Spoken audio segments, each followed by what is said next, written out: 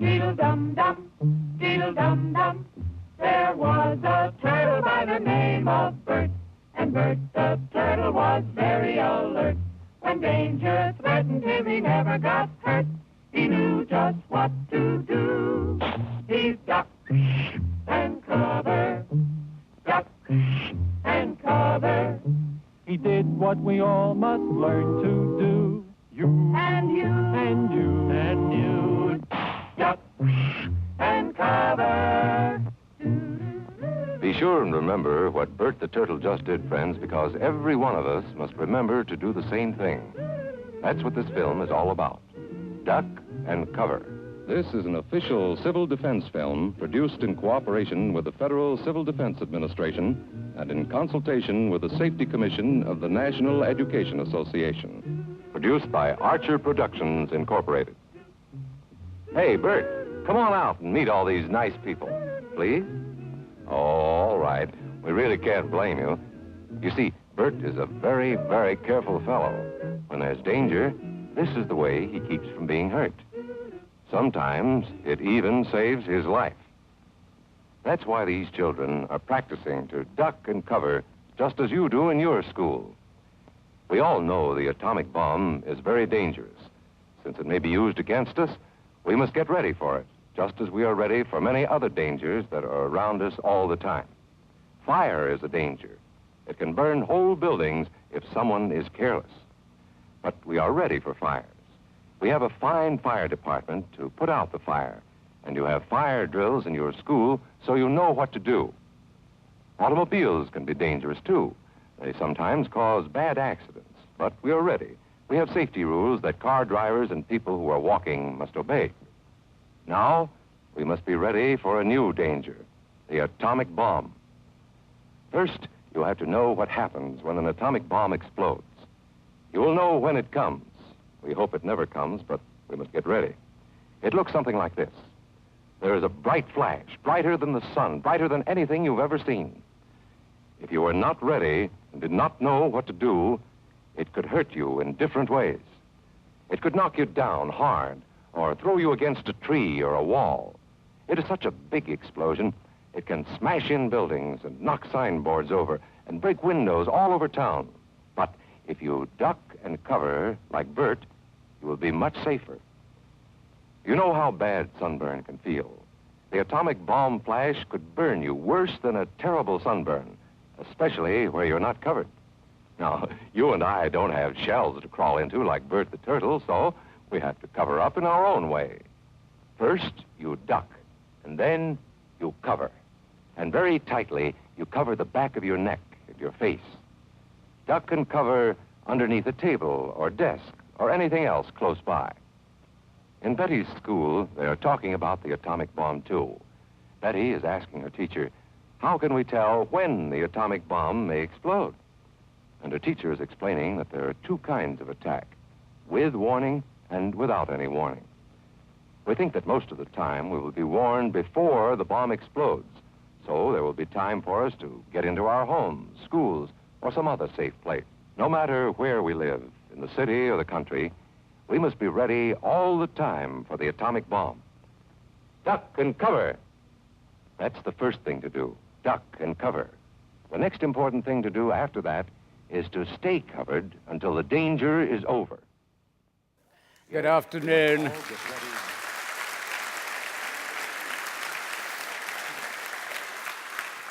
Thank you for coming. The object of this talk is to make you nostalgic for the 50s, even if you weren't born then.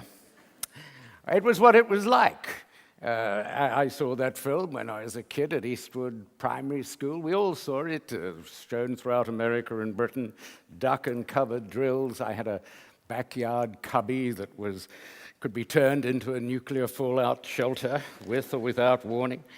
And we all watched this film, Stanley Kramer's remarkable, still wonderful film, On the Beach. That kept us pretty terrified during the 50s. It was, of course, a great moment for 50s Australia when all these Hollywood stars came to town.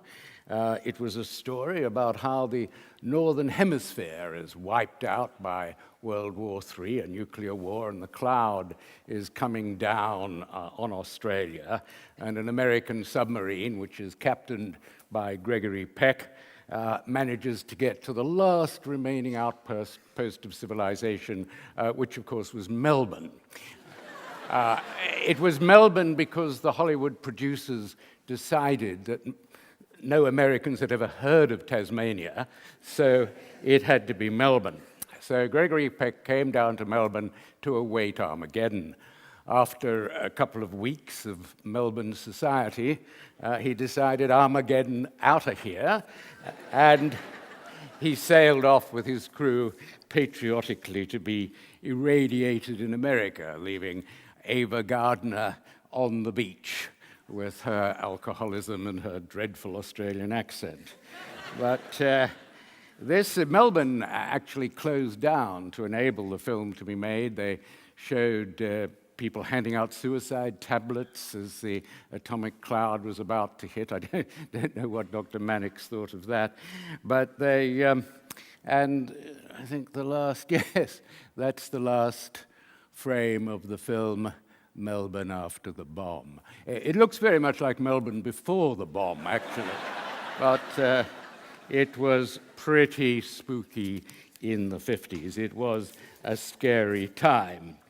The Cold War was at its height. There were about 70,000 nuclear warheads at one point, 30 times more powerful than the bomb that had flattened Hiroshima.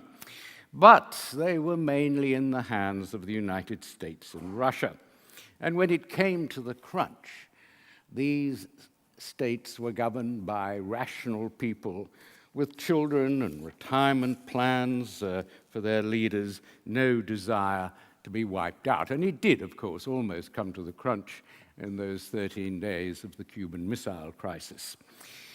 And as it happened, a rational solution was found. It was a deal, actually. It wasn't a triumph for John F. Kennedy, as propaganda has had it. It was, as we now know, a very hard-nosed deal. The Americans agreed to withdraw their rockets from Turkey, and Khrushchev agreed to withdraw his nuclear-tipped rockets from Cuba.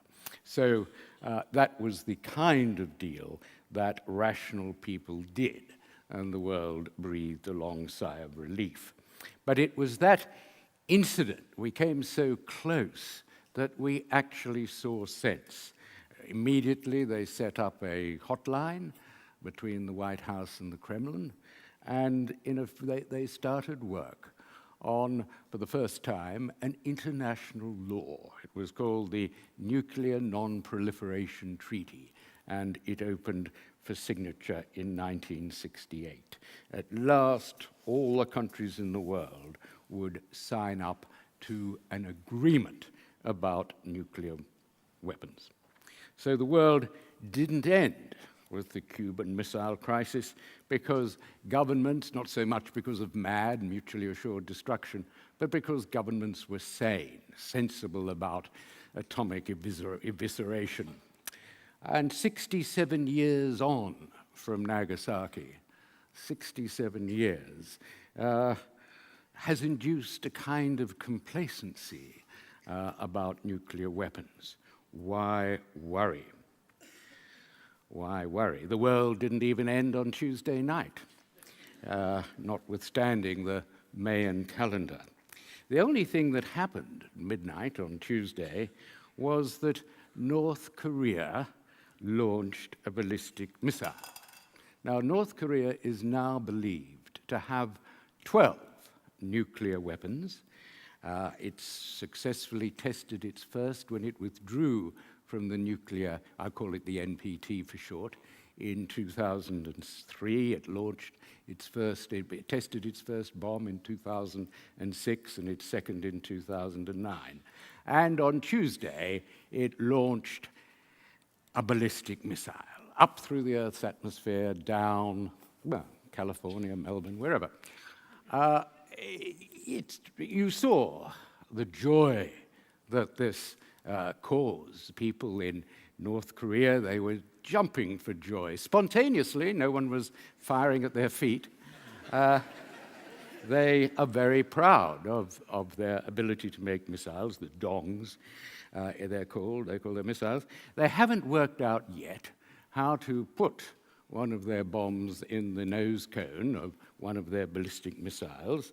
One day, in the next 4 or 5 years, they will. And they haven't worked out how to solve the problem of the nuclear warhead exploding on re-entry into the Earth's atmosphere. That's the other problem they have to solve within the next few years. Doubtless they will. And then they'll have a ballistic missile capable of, as I say, hitting California or Melbourne or that new American base at Cocos Islands or Darwin. And it's a curious country, North Korea. It's utterly unpredictable, uncontrollable even by China. Its leader is not in the mold of a Kennedy or a Khrushchev. Fat boy Kim is quite unpredictable. He executed a general a couple of months ago by mortar fire. Stand over here, bang. And his crime was for having a drink. He had been caught taking a drink during the mourning period for Kim's father. It was 90 days of no pleasure had been decreed, and they found this general getting a little pleasure out of a drop of alcohol.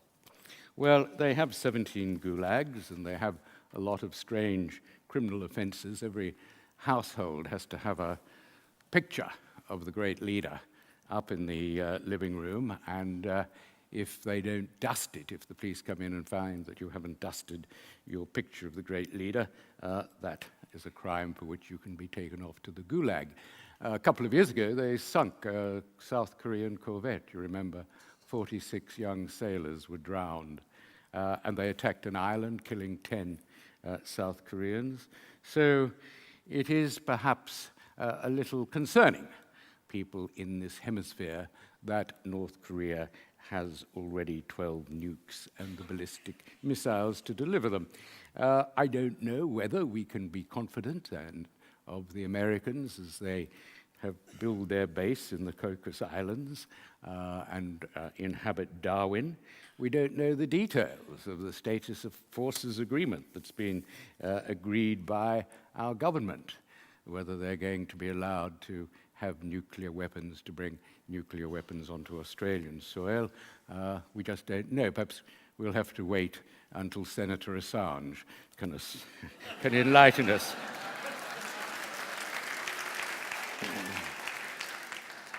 But one, of course, if North Korea is a danger, of course, we'll have to follow Israel and have a missile shield that can stop any ballistic rockets from North Korea. Israel has one you've no doubt seen, which stops most of the Hamas missiles. They call it Iron Dome. So perhaps we can have one over Darwin, which we can call Factor 50 or something. But we might, these possibilities invite us to ask, well, why, how did we come to this after the 13 days of the Cuban Missile Crisis, after the Nuclear Non-Proliferation Treaty? How did we come to what I will call the age of proliferation? Well, let me tell you. The NPT was sounded as though it was a very sensible deal. Back in 1968, the 5 states that by then possessed nuclear weapons, they were Britain, France, China, and of course America and the Soviet Union, made a solemn promise. They promised that they would disarm completely. I think we might even have, there you are. Each of the parties to the treaty undertakes to pursue negotiations in good faith on effective measures relating to the cessation of nuclear arms race at an early date and to nuclear disarmament, and on a treaty on general and complete disarmament under strict and effective international control. Well, that's a solemn promise. The World Court was later to decide that it was a binding legal promise in international law that those states which possessed nuclear weapons would work on a treaty to provide gradual and complete disarmament down to zero. Now, it was a deal, the NPT, and all the other countries, virtually all the other countries in the world, were to sign it and to undertake never to acquire nuclear weapons. So you got the 5 nuclear weapon states gradually disarming. You get every other country forswearing nuclear weapons forever. And the deal, however, to sweeten it, the sweetener, for lawyers, the consideration for this deal was Article 4.1. Nothing in this treaty shall be interpreted as affecting the inalienable right, and how stupid the drafters were to pick out from the American Declaration of Independence the inalienable right. Inalienable rights are rights to life, liberty, and security. They're not rights to research and develop nuclear energy. But nonetheless, that's the language, and that's the language that Iran sticks on today. Inalienable right to develop, research, production, and use nuclear energy for peaceful purposes. And the treaty goes on, having accorded that inalienable right. If you forswear nuclear weapons, it goes on to promise that the Big Five will help you get a full nuclear fuel cycle. So that was the deal that everyone signed up to, almost everyone. We'll look at the exceptions in a moment. But, and it seemed to be sensible. For countries like Australia, you'd get, and countries in Latin America and the Middle East, they'd get the help from America. President Eisenhower even had promised atoms for peace. Atoms for peace, a full fuel cycle to generate your electricity, which requires enrichment of your uranium up to about 5%, and to make medical isotopes to treat cancer, which requires uranium enrichment up to about 20%. So there we were, and the very first country to sign there on the first day was the Shah of Iran. So here we are in 1968. The Cuban Missile Crisis, coming close to nuclear war, has forced us at last to get a law relating to the bomb. Robert McNamara, who had more to do with American policy on nuclear weapons than any other person, said that he was never shown or never heard any argument about the legality of nuclear weapons. And so at last we have a treaty, and we have a treaty to avoid proliferation and a treaty to ensure sometime disarmament. Well, unfortunately, the treaty has a number of flaws. The full nuclear fuel cycle that gets you up to 20% very easily can be turned on. There's the cylinders, the centrifuges that were to produce 20% a medical isotope quality level can, in a few months, if they were fast enough, get up to 90%. Here's a diagram for slow learners. There's Professor Netanyahu explaining it. It's interesting, isn't it? We've gone from Bert the Turtle to Looney Tunes. This is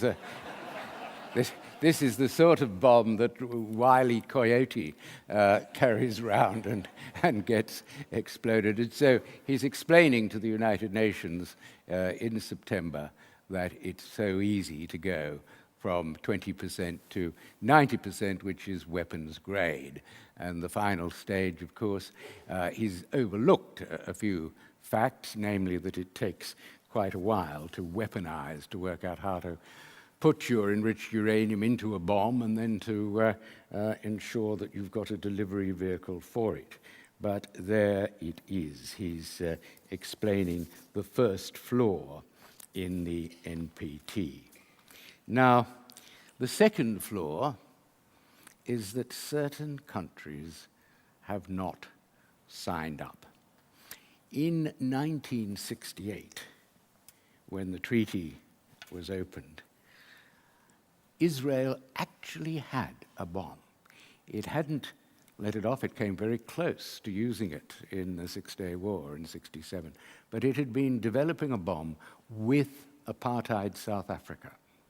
And apartheid South Africa had 6 nuclear weapons by the time Mr. de Klerk, as he says, self-heroically, decided to dismantle them. The decision to dismantle them, others say, was taken because of the imminence of a ANC black government, and they didn't want them to inherit them.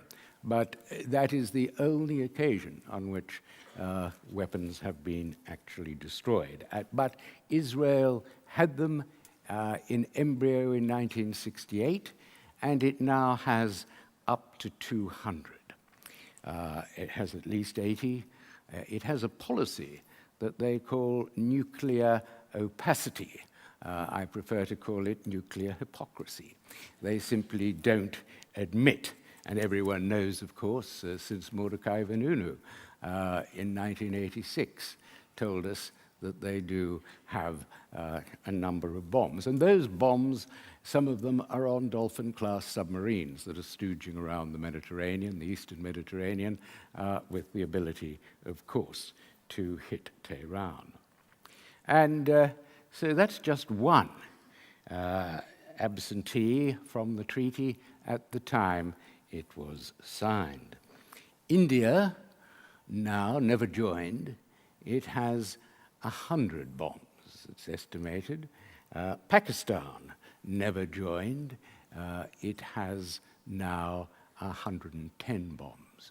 And some of them are at Minhas Air Force Base. Now, Minhas Air Force Base was attacked in August of this year by Islamic extremists. They were beaten back and largely killed, but they didn't get to the area where the bombs were being kept. But one day they will. So it's not actually a very impressive protection against proliferation. We have 4 countries at the moment that are outside the NPT.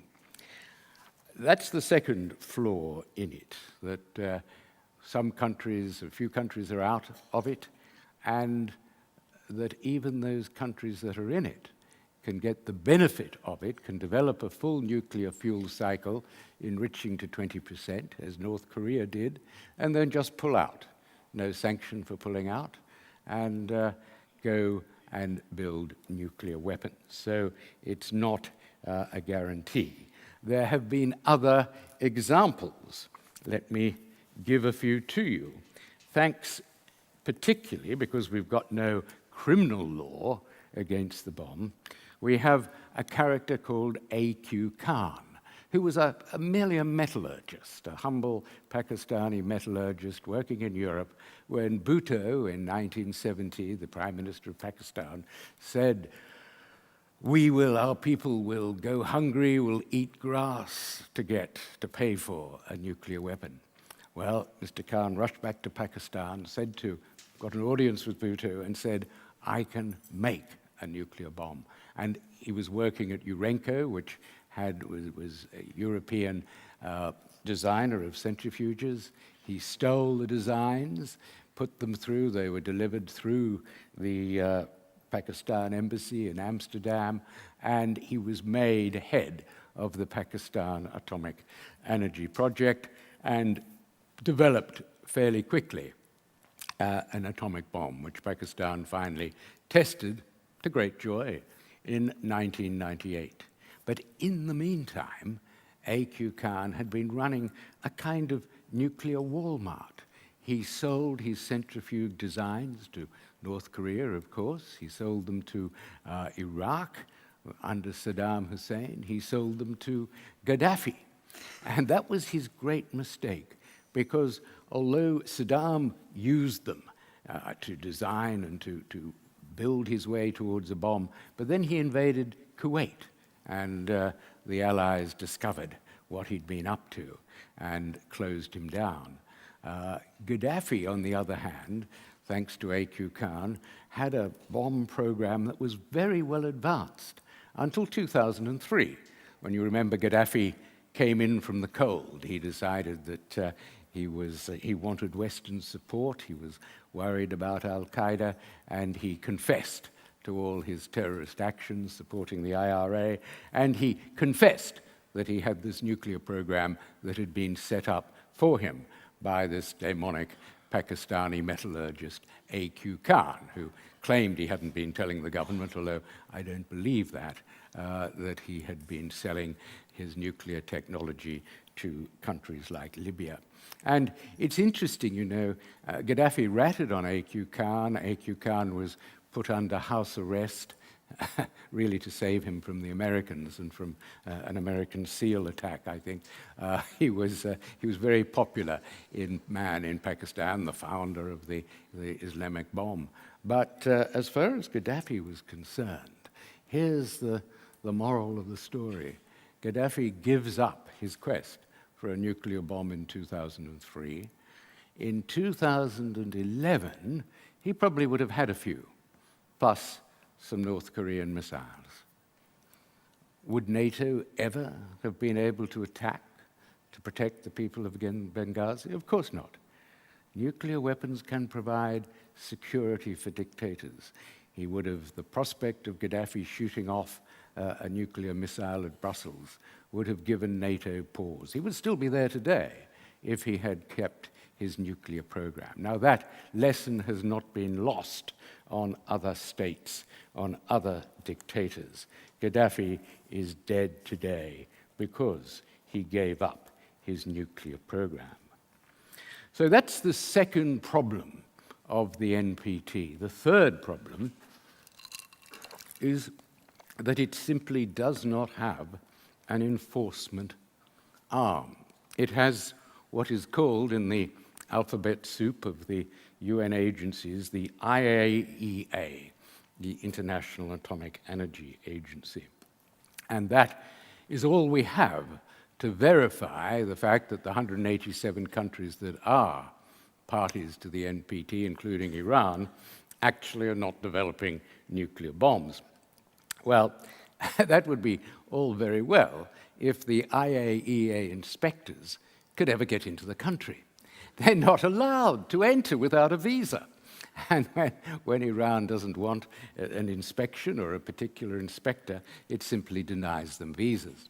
And even when they do get in, they're not allowed to visit suspected facilities without the approval of the state. The IAEA, when it finally got its inspectors into Iran, wanted to go to Parchin military base. It issued a report a couple of weeks ago saying, all our information is that Iran is weaponizing at Parchin military base, and we can't get in. The state of Iran will not allow our inspectors to get in to check. So that is the problem with the IAEA at the moment. It doesn't have the power to inspect, and although it's got very sophisticated devices and tests for uranium enrichment and so on, it can't get in without permission. So they are just three of the reasons why the NPT today is bust. We are really in an era of potential proliferation. We have 4 nations already outside it with increasing their nuclear armory, and the real danger of Iran going nuclear is the fact that we're going to get incredible proliferation in the Middle East. Let me just explain what is going to happen, what is already starting to happen. Iran although Mr. Netanyahu says it will, he confuses nuclear capability with nuclear culpability. I think he's saying it's going to get to 90% enrichment by spring or early summer next year, and that's when he wants to attack. But Iran has to then, first of all, it's got to make the decision to break for the 90% enrichment, which will take a couple of months to happen. And then it's got to work out its weaponization problems, how to put the bomb together, how to put it in a missile. So there are a couple of years before they're going to actually have a bomb, let alone the issue, which I'll come to in a minute, of whether they're going to shoot it at Israel. But the very fact that Iran is that close has made Saudi Arabia, which actually is a much more logical victim of the Iranian bomb than Israel, if you think about it. Saudi Arabia is already negotiating with Pakistan to buy some off-the-peg Pakistani nuclear bombs. So that you'll have Saudi Arabia, then you'll have Egypt. Interesting thing, that the Muslim Brotherhood, before it came to power, was all for Egypt becoming a nuclear weapons state. It condemned Mubarak. One of Mubarak's great sins in the Brotherhood's eyes was that he wanted a nuclear-free Middle East. He was the great advocate of a nuclear-free Middle East. And although they haven't been loud about this since they obtained power, the Muslim Brotherhood are committed to a nuclear weapons Egypt. So one result of Iran becoming nuclear capable will be, I suspect, a nuclear full Middle East, as Saudi Arabia certainly, Egypt probably, maybe Jordan and a few other countries, the UAE perhaps, will acquire their own bombs. So it's not, and in fact, the United Nations, with great fanfare a year or two ago, arranged for a conference in Finland in December the 17th. It was going to start a conference for a nuclear-free Middle East. And that has become such a bad joke and such an impossibility that it was cancelled a few weeks ago. They felt they couldn't hold it with a straight face. And when diplomats cancel the opportunity to go to lavish hotels in places like Helsinki, you know that it's simply not on. We're looking at a nuclear-full Middle East. So here we have the irony that Barack Obama gets the Nobel Prize in 2009 for his Prague speech, which promised a world free of nukes.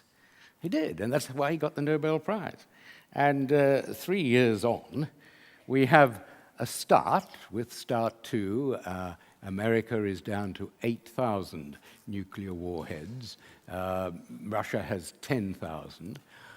These bombs, incidentally, are all about 30 times as powerful as the bomb that hit Hiroshima. We have France has 600. Sarkozy said he was going to get it down to 300, but no one believes the French. They lie consistently. They are probably the most irresponsible of the nuclear powers. The UK has 180 in its Trident submarines. They've just signed up the Conservative government. This is a bankrupt country, and they've just decided they've spent $83 billion on updating Trident. It was the Blair government, incidentally, that made that decision, so one can't blame Mr. Cameron for continuing it. But the submarine, the British independent nuclear deterrent is always a joke. Harold Macmillan in 1958 made a television speech saying, we are a great nation, and as part of that greatness, we must have our own nuclear deterrent. He went home from the studio and wrote in his notebook, this is ridiculous, the idea that we should replicate America in any way. But that's what nations want. The Trident, it's very almost Monty Python-esque, or certainly something out of Yes Minister. Every new prime minister on his or her first day in office is met by the cabinet secretary, who says that they've got to write 4 letters, one to each trident commander. It's called the letter of last resort, and it tells the submarine commander who has all these nuclear weapons what to do if the British government is wiped out in a nuclear war. And first of all, it tells them various indications of whether Britain has been wiped out. The first is whether the BBC has stopped broadcasting. I can think of many other reasons for the BBC not broadcasting, but there it is, and we don't know. Gordon Brown told me that he was the only Prime Minister who's refused to sign this letter of last resort, which simply means it was written by the head of the Admiralty, where Mrs. Thatcher is believed to have said that they should shoot all their missiles at the enemy. Others maybe said they should drop them in the ocean and hightail it to Tasmania. But that is part of the nuclear protocol. China is actually the most responsible of the old nuclear nations. It's only got 200 nuclear weapons, but it does have, of course, 1 million soldiers in the Red Army, so it perhaps doesn't rely so much. Then, outside the NPT, you've got 200 nukes in Israel, 110 Pakistan, 100 India, 12 North Korea, and then Saudi Arabia, Egypt, Iran. Venezuela is, according to the CIA, gearing up to join. So there we have, I think, we're entering the age of proliferation. Oh, for the rational days of the Cold War. The dangers, of course, escalate, don't they, with all these countries with nukes. The danger of accident, the danger of a mistake with countries that don't have quite the security ability of the old countries. There was that near disaster in 1995, quite famous, the Norwegian weather rocket. The Norwegians sent a rocket up to find out more about Norwegian weather. And in Moscow, some idiot analyst decided that this was a launch of a NATO nuclear weapon. And for 8 terrifying minutes, Boris Yeltsin had his hand trembling, no doubt delirium tremens, over the nuclear trigger. So that fortunately was avoided. Then you have the added problem of terrorists getting hold of them, the Minhas Air Force Base repeated, and you have the danger of a local war, India and Pakistan over Kashmir, for example, which the climatologists tell us could wipe out and affect adversely a good deal of the world's climate. And now we have Iran, a wonderful country, 70 million people now, great cultural traditions, Cyrus and Darius and so on, a country that looks like it will be attacked next year. I think Netanyahu is a victim of his own rhetoric. He will win the January election despite his little local difficulties with Mr. Lieberman. And if his old buddy, with whom he made money in the 70s at First Boston Corporation, Mitt Romney, had been made president, then I think it would have been a joint strike. I think the Obama White House will still do its best to dissuade Israel for a little while yet. Obama spoke at the same UN meeting saying, "We will not allow Iran to get the bomb." That's elliptical, of course. He spoke of a coalition. Our coalition will not allow Iran to get the bomb. And when an American president uses the word coalition, he generally means the UK and Australia. So, what is the prospect? What country are we probably going to attack? What country is Israel likely to attack? The Shah of Persia wanted the bomb. There's no doubt from those of his associates that his grand nuclear 22 power stations he was planning, that he spoke to them quite openly about his desire for Iran to be a nuclear state. And when in 1979 the Ayatollah came in, he denounced nuclear weapons. They were Western-made, they were un-Islamic, was his word. And then they went to war, Iran and Iraq, the Ayatollah versus Saddam. Dr. Kissinger evinced a profound hope that both sides would lose. And millions were killed. And Saddam was winning because he used chemical weapons, gassed tens of thousands of young Iranians. And the world looked the other way because the world was generally behind Saddam in that war. And in 1985, the head of the Revolutionary Guard said to the Ayatollah, look, we can only win this war with nuclear weapons. So the Ayatollah changed his view of the westernized, un-Islamic bomb and decided that to protect Islam, the bomb was indeed holy. So that was the change of plan. And how do we know? The first person they invited in 1986 to visit what was left of the nuclear industry was A.Q. Khan. And he visited after the war.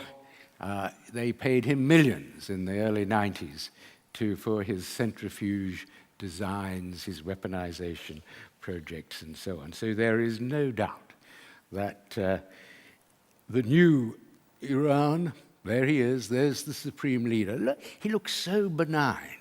This man is a mass murderer.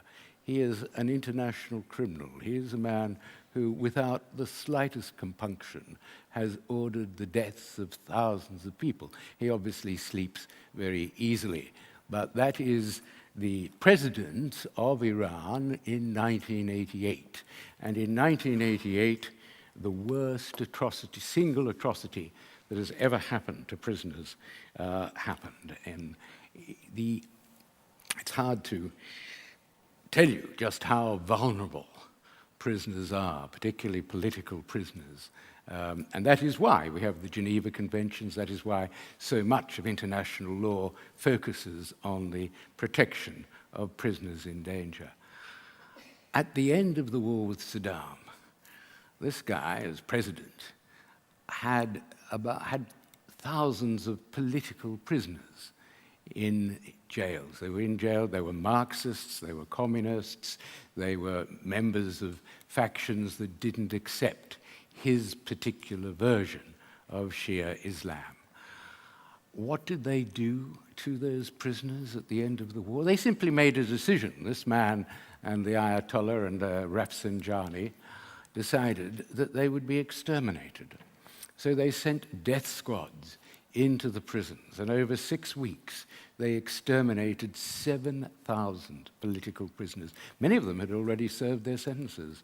They just checked on their affiliation, checked their records, what they'd been saying to each other in prison, and they took them out in a conga line to gallows that they rigged up in the prison auditorium, and they'd hanged them 6 at a time. I know this, and I am affected by it, because a couple of years ago with Jen Robinson, as my assistant, we did an inquiry into these 1988 prison massacres and spoke to a lot of people we spoke to relatives, we spoke to victims, to other people who'd been in prison at the same time. Some of the women apostates were not actually hanged. They were beaten excruciatingly 5 times a day until they either agreed to pray or committed suicide, and a number of them had survived. So, and the 7,000, when you think that the death marches in Samarkand, when 1,300 Australians were marched to death by the Japanese, the 5,000 in the Philippines, prisoners, You think of Srebrenica, 7,000 men and boys who were really exterminated by Mladic. Well, the people who perpetrated those atrocities are, well, the Japanese generals were executed. Mladic is on trial at the moment in The Hague. But this man, no one dares, and he is, in my view, the greatest international criminal we have at the moment, because he went on to order 162 executions of dissidents that were outside Iran. Salman Rushdie was one who got away. Then at the Green Movement in 2009, he directed the show trials where they were alleged to have conspired with the BBC and George Soros, and were over 100 were killed, 1,000 was tortured. They're now arresting their lawyers. Every lawyer who has acted for an opposition figure in Iran in 2009 and 10 is now in prison. So that is the Mullah without mercy. That is a picture taken recently. They have not told the families of the people they killed, the thousands that they killed and buried in mass graves, where they are actually buried. And they meet at that's the Tehran cemetery, the place of the damned. It is a section in the cemetery where they bury those who've been executed for crime. And it's suspected that the mass grave is there, and here are the families of those who were killed in that terrible massacre. Still, they come every year on the anniversary of the beginning of the massacre, and they're not allowed to know, and they're very quickly dispersed. That's a picture of people trying to mourn their victim, their relatives killed by the state. And, people today, when the argument that we shouldn't worry about Iran with nuclear weapons, it's rational. Well, yes, the government of Iran is rational. It's about as rational as a gang of serial killers. And that is, to me, an argument for being very concerned about the bomb in their hands, but concerned enough to attack.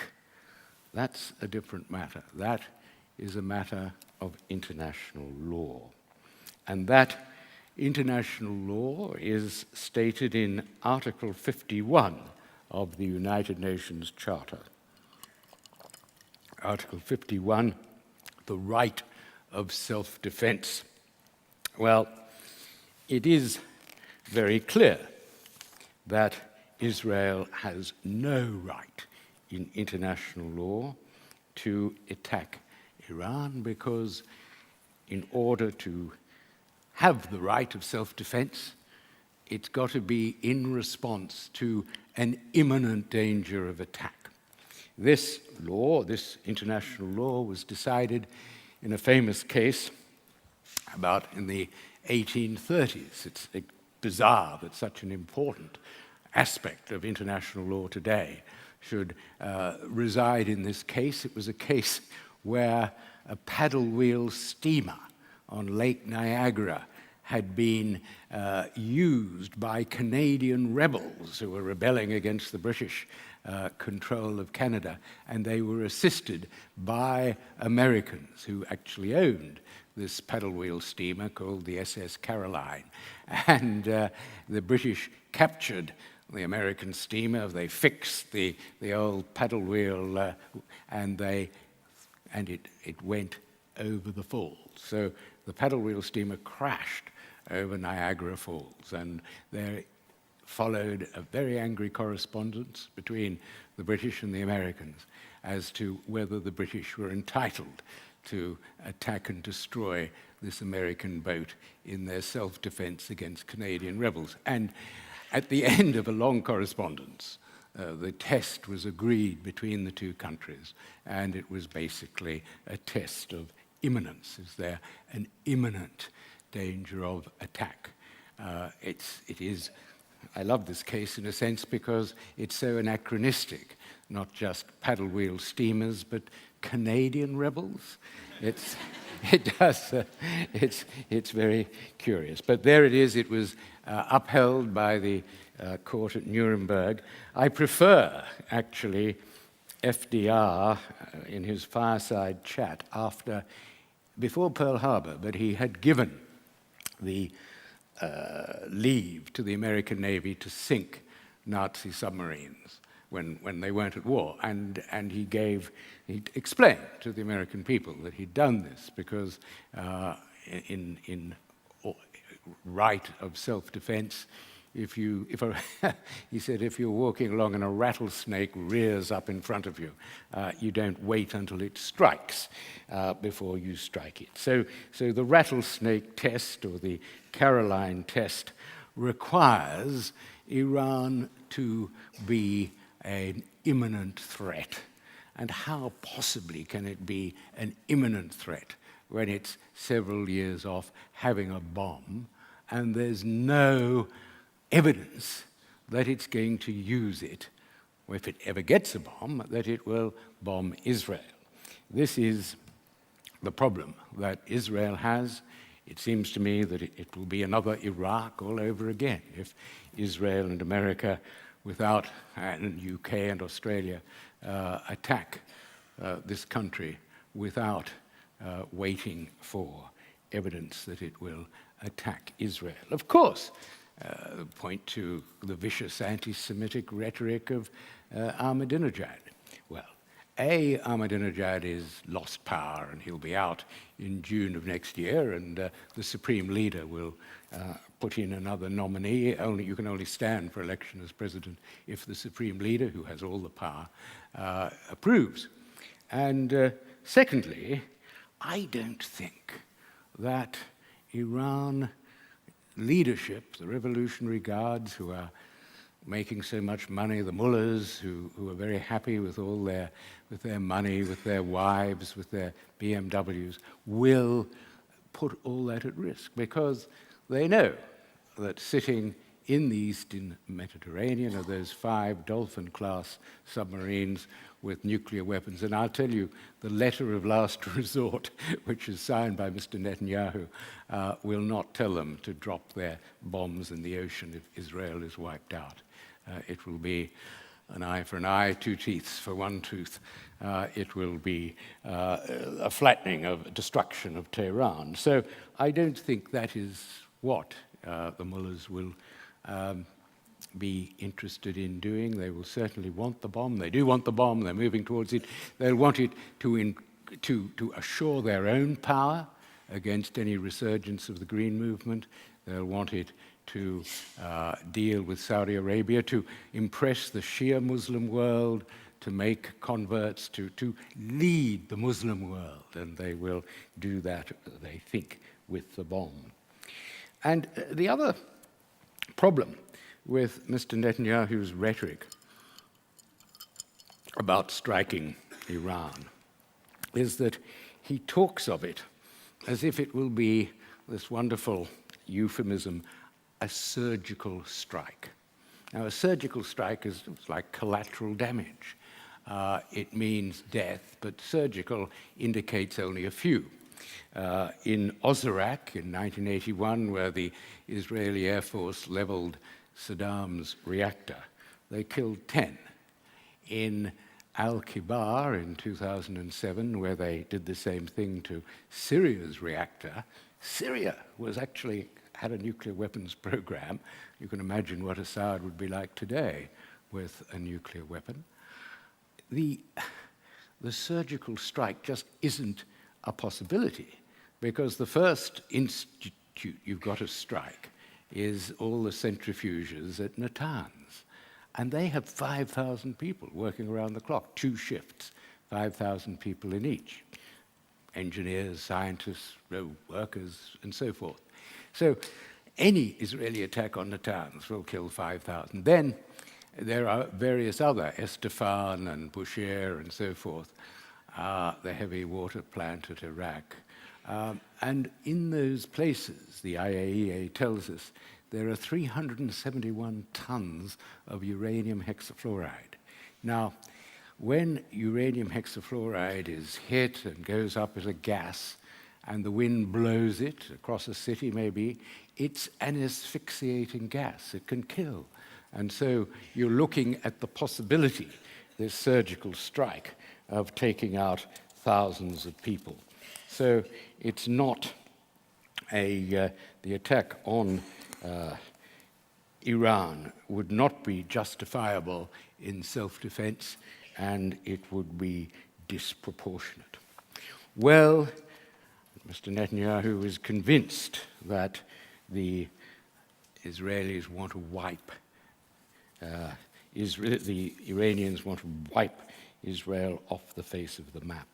That seems to be a reference to a biblical, a Quranic prophecy about the return of the 12th Imam, who will come in when there's a state of chaos, when there's a shriek from the sky, as the hadith, the saying of Muhammad, puts it. But that, in fact, is not an immediate threat. That is a millennium prophecy about what will happen not only to Israel, but to everyone else, to all the unbelievers who will be wiped off the face of the earth when the 12th Imam returns. Mr. Ahmadinejad has made a lot of mileage as a politician from saying that the 12th Imam's return is just round the corner. When he was mayor of Tehran, he spent $50 million on building a train line, a fast train, so that when the Imam returned he would reappear at his shrine about 50 miles from Tehran, and he could catch this fast train back. So it very much impressed the voters, and Mr. Ahmadinejad went from mayor to president. But, sanctions are not working on Iran at the moment. The people who are profiting from sanctions are the Revolutionary Guards, who have collared the trade in all the important medicines. It's the middle class, the supporters of the Green Movement, whose, the ultimate future of Iran is to get rid of the Mullahcracy and to allow the Green Movement to triumph. But they're the ones who are being hit hardest. Diplomacy is not working. It's quite a farce. The European Union is pretending to have these talks, this diplomatic caravanserai. The Iranians are very good at talking, and when they're sick of talking, they just call for a prayer break. And so the talks have to stop. And all the time, the centrifuges are whirring at 29%. They're up to 29% at the moment at Natanz while the talks go on. So here we are in this age of proliferation. What's happened to law? Now the NPT is bust. Well, international law, and particularly international humanitarian law, has made remarkable progress. In 1145, it banned the use of the crossbow in wars between Christians at the Second Lateran Council. So all the armies brought in the Swiss guards who weren't Christian, and you hired them to use their crossbows against your enemy. So, but then in the 19th century, we banned the dum-dum bullet. We banned, in the 20th century, the landmine. All these weapons that breach international law because they cause unnecessary suffering. And we haven't come near to the bomb. Lionel Murphy did his best when the French were holding all their tests in the Pacific. He took them to the World Court. And once they got there, France said, oh no, we won't test in the atmosphere, we'll test undersea. And so the World Court said, oh, this is a different case, so we can't decide it. And they held 147 tests underwater. Scientists are now finding the increased rate of cancer in the islanders that they believe resulted from that. But in 1996, finally, the World Court was forced by the General Assembly of the United Nations to consider the legality of the bomb. this was not welcome to the five great powers who had the bomb. They didn't like it at all. So Britain and America said to the World Court, use your discretion not to decide this case because it will interfere with our disarmament progress. Because they'd made no disarmament progress at all by 1996, but that was their argument. So what was Australia to do? When it came to Australia's turn to address the court, Gavin Griffiths, who was the Solicitor General, got up and he said, as the American and British advocates have said, you shouldn't decide this case at all. It will interfere with the diplomatic progress towards disarmament. And so the court nodded. He sat down. And then Gareth Evans got up. And he said, well, if you do decide to decide this case, nuclear weapons are illegal. and he went on and argued, and I think Australia's position was utterly correct. In 1996, before the development of human rights law, that under international humanitarian law, under war law, they breached the rule that weapons must always be able to distinguish between civilian and soldier, between hospital and military barracks, and of course, nuclear weapons don't. They breach the rule about unnecessary suffering, the rule about proportionality, for all sorts of reasons, military and otherwise. It's quite plain that nuclear weapons are the worst form of weapon, and they breach all the war law rules. And the Red Cross, of course, is adamant about this. This is even before, as I say, no one talked about human rights law, international human rights law, because it hadn't really developed in 1996. That was before Pinochet was taken in, before the 1998 treaty for the International Criminal Court. But the court was deeply concerned. International judges are, to some extent, political, but they've got to keep an eye on their own oaths. They were very torn. The Japanese judge, Judge Oda, who had actually trained in the 1940s as a kamikaze pilot, obviously unsuccessfully, was the one who upheld Gavin Griffiths' argument and refused to adjudicate it.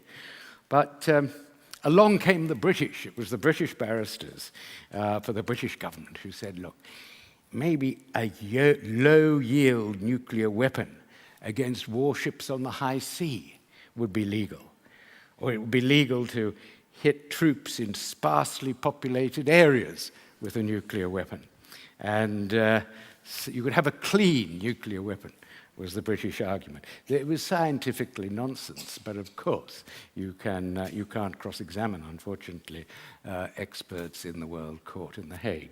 So they got away with that, and then the idea that in extremis, if a state had its back against the wall, it could use nuclear weapons in self-defense. This was the most absurd argument at all, because it's precisely when a state has its back against the wall that the world is in greatest danger. You can imagine if Hitler, there's this, one of my wonderful moments of ironic history, in 1941, when Heisenberg, who was the head of Hitler's atomic project, was asked by Speer, Albert Speer, whether we can make a nuclear bomb. He said, in 4 years. Pity we got rid of all those Jewish scientists. We might have been able to do it earlier. And Speer said, oh, well, I won't. 4 years, the war will be over by then. It was going well for Germany at the time. And he said, I won't tell Hitler. He gets so excited at these ideas. He'll put terrible pressure on you to get a bomb. So you can imagine Hitler in his bunker. At the end, what he did was fire V2 rockets at anywhere civilians in Britain. He didn't care where they fell, the doodlebugs. If he'd had a nuclear weapon, it would have been Gotterdammerung. Saddam, too, when his back was to the wall in Kuwait, after he was forced out of Kuwait by the coalition of the willing in 1991, he had some scuds. What did he do? He fired them at Israel. Israel wasn't even a participant in that war. It had kept utterly neutral. But it is precisely when dictators and states are up against the wall that they use weapons. So disastrously, this was the International Court of Justice. It delivered this message. This is what the judges, the majority of judges, said. The destructive power of nuclear weapons cannot be contained in either space or time. They have the potential to destroy all civilization, the entire ecosystem of the planet. Ionizing radiation has the potential to damage the future environment, food and marine ecosystems, and to cause genetic defects and illnesses in the future generations. So, a law that bans weapons that cause unnecessary suffering, what more do you want? How can you go from that to the idea that nuclear weapons are legal? You could do it like this. This is the verdict. The threat or use of nuclear weapons would generally be contrary to the rules of law applicable in armed conflicts, and in particular, the principles and rules of humanitarian law. So look at that weasel word, generally. Go down to this. The court cannot conclude definitively whether the threat or use of nuclear weapons would be lawful in the extreme circumstances of self-defense, in which the very survival of a state would be at stake. Hitler in his bunker. That was the dreadful conclusion of the World Court. But there was one saving grace. They said the law is changing. International law is developing. It's in a very advanced process of change. There is a current trend that would lead to banning the bomb. And in my book, I argue that we've now reached that point where law should declare the acquisition of new atomic weapons is a crime against humanity. That is the message that the new weapons, a crime against humanity, that is the trend that has now reached, and particularly been reached by the development of human rights law, because, of course, the bomb is a breach of the right to life, the right to live free of torture from ionizing radiation. So the future architecture of a legal basis would be, firstly, and this can be done in 2016, and various states are determined to do it, at the ICC Review Conference, which will decide whether there should be new crimes to make the acquisition of further weapons a crime against humanity. Secondly, enforcing that disarmament obligation I showed you earlier on, the disarmament obligation on all states to gradually reduce to zero. And thirdly, to have a proper international inspection regime, an organization that can inspect anywhere without requiring a visa to get in. The first of those developments will be, as I say, at the ICC conference in 2016. Australia, for all its work in this area, and oddly enough, the first person to actually be put in a position to do the work was Doc Everett. There was this wonderful moment in 1946 when there were only 3 atom bombs in the world. America had them all. Truman offered to destroy them if every other state in the world agreed never to acquire one. And Doc Everett was the broker of this deal as the first chair of the UN's Atomic Energy Agency. And not even he could broker it, because Gromyko, the Russian foreign minister, was kept vetoing proposals because, of course, Stalin was desperately developing his bomb that exploded in 1949. So Australia has the chance again to, in 2016, to lead that movement. Mexico is leading it at the moment. Australia's been very quiet, I suspect, because no one is very sure who will be in government in the year 2016. But at the end, I'll leave you with this hypothetical. Will we ever see, in 30 years' time perhaps, in 2042, Obama's promise, Nobel promise, come true? And a ceremony at the Peace Palace in The Hague, a majestic ceremony with grandfather Obama stooped with a cane, and all his grandchildren, there'll be dozens of them. Putin in a wheelchair, suffering from early Alzheimer's. Australian politicians will be there. I don't know who will be Prime Minister. I suspect I can see Malcolm Turnbull as leader of the opposition, the Labour opposition. And then they'll be there to witness the dismantling of the last American nuclear bomb and Russian nuclear bomb. The last bomb from each country will be solemnly dismantled. Well, I think that hypothetical could happen, but if and only if there has been a nuclear accident or incident or war or something comparable to the Cuban Missile Crisis that forces the international community to act, as that crisis forced it to act, to put in place a proper legal architecture for the banning of the bomb. And for better or worse, I do think that there is likely to be a nuclear accident or incident in the next 10 or 15 years that may bring that about.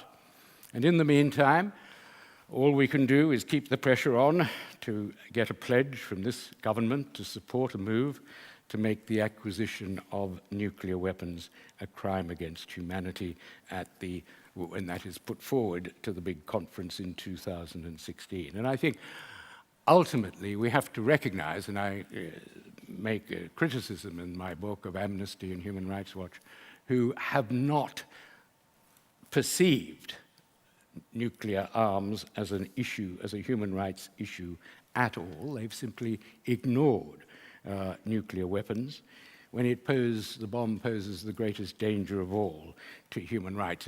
At the UN, where I was a judge for a while, you see they've got a department dealing with disarmament and a department dealing with human rights. They don't talk to each other.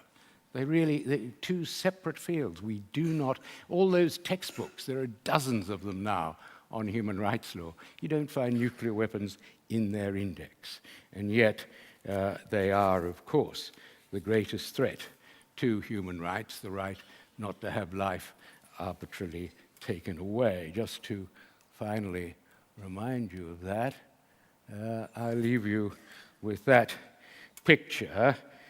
It was a photograph taken at Nagasaki a couple of weeks after the bomb by an American soldier, the boy standing to attention before he throws his dead brother on the funeral pyre.